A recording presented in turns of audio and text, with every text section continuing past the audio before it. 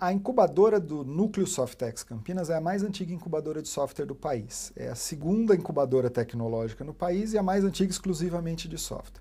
Quando a gente criou, e ela foi criada em 94, quando a gente criou essa incubadora em 94, nós nem usamos o nome incubadora, porque incubadora naquela época era para criar galinha, pintinho, essas coisas, não tinha nada, pato, não tinha nada a ver, ou bebê recém-nascido, tal. Não tinha esse nome, né? Esse nome, imagino eu, veio dos Estados Unidos, das incubators, deve ter vindo disso, imagino eu, não sei se adaptaram aqui ou por que usaram esse nome. Mas naquela época ele se chamava, é interessante essa história pelo seguinte, naquela época a gente chamou isso de Projeto Alavanca, era o nome que nós demos, porque a ideia era alavancar, outro neologismo que vem dos Estados Unidos, né, mas era alavancar as empresas. Então não era exatamente para criar novas empresas, mas sim pegar aquela empresa que estava patinando, que não conseguia, ou projetos dentro de empresas que saíam do mainstream da empresa e por isso não se desenvolviam, mas pareciam bons, né? Os spin-offs, né? Quer dizer, pegar aquela coisa que parecia bom, mas não, porque ela não rodava dentro do dia a dia da empresa e fazer isso funcionar. Essa era a ideia lá no começo, tá? Do projeto Alavanca. No meio desse caminho, nós chegamos a incubar uns 8, 10 entre projetos de empresas e ideias novas, tal. No meio desse caminho, a Sociedade Softex criou uma coisa que se chamava o Projeto Gênesis. É Genesis, SS no final. Geração de novas empresas em software, informação e serviços. Era um projeto, foi criado pelo... Quem escreveu tudo foi o professor Fernando Dolabella, da Universidade Federal de Minas Gerais. Até escreveu um livro depois sobre isso, bastante interessante, o modelo que ele adotou. E ele usava muito esse termo, que eu gosto até hoje, que era inocular o vírus do empreendedorismo. Então a ideia dele era pegar todas as universidades do país e inocular o vírus do empreendedor. Funcionou porque...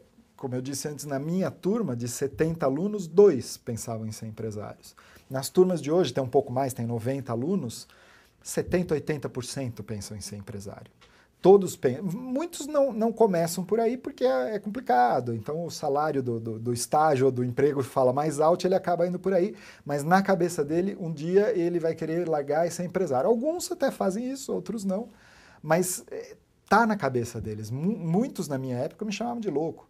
Os professores, mas empresário, você está estudando aqui na Unicamp para abrir uma empresa? Era quase que uma heresia isso, né? Você estuda numa universidade pública, paga pelo Estado, para depois virar empresário, ser capitalista e ganhar dinheiro? Isso é uma heresia, né? Hoje não, hoje estimula-se que virem empresários, etc. Então mudou essa cultura e essa era a ideia do professor Fernando Dolabella na época. E a pessoa no Softex que cuidava era o Eratóstenes, e conseguiram fazer isso funcionar. Como que ele foi criado? Ele foi criado também no mesmo modelo do Softex, com agentes regionais. Então criou-se agentes, começou com 14, depois isso expandiu.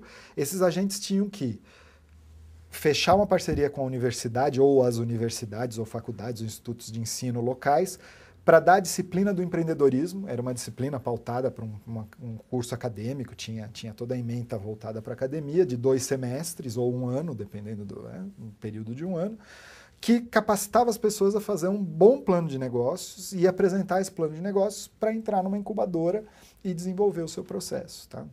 Isso funcionou tão bem, cresceu tanto que hoje virou moda, tem incubadoras no país inteiro, tem associação de incubadoras, etc. Mas o precursor desse movimento no país foi o Softex, tá? Isso também acho que é um bom resultado do Softex e que ótimo que hoje não tenha mais um pai, que ótimo que hoje seja uma coisa de domínio público e todo mundo use muito bem isso.